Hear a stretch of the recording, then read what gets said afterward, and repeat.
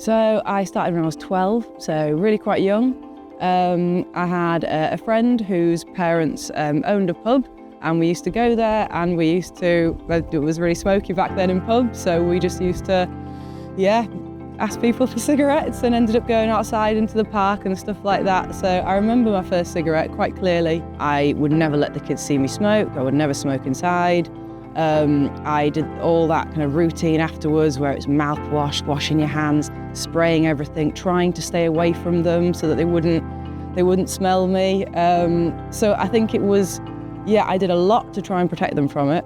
And actually, now that I'm not doing those things, it was hugely anxiety provoking. You constantly, even though you're not thinking about it really like that, you were constantly thinking, what do I smell like? What can they smell? What's going to happen if they think this is a fun and a cool thing to do, or this is what grown-ups do actually. What was the thing? Oh, do you know what? I think I know what it was. This is terrible. I think it was mostly vanity. I think I hit sort of 30 and I kind of thought, I'm not sure I want to do this for another 10 years.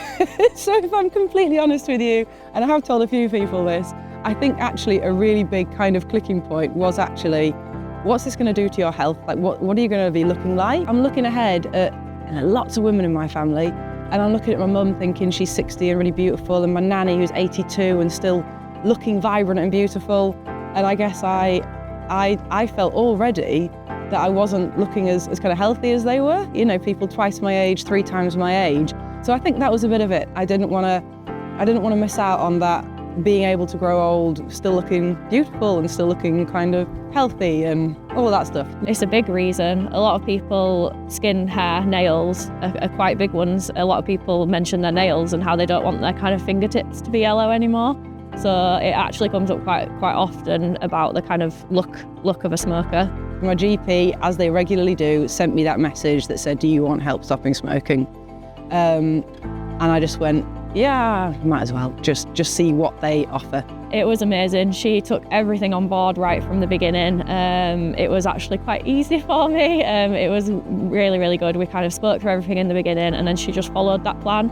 And I think she'll say herself that she found it easier than she was expecting to as well, because she followed everything that we kind of went through, and she felt like it worked for her. We came up with the plan together, so she wanted to do those things anyway, which I think always helps. She went away, she put it all into place, she stopped on the quit date that we set, and she hasn't looked back since. If I'm honest with you, stopping smoking was relatively easy compared to what I thought it was going to be.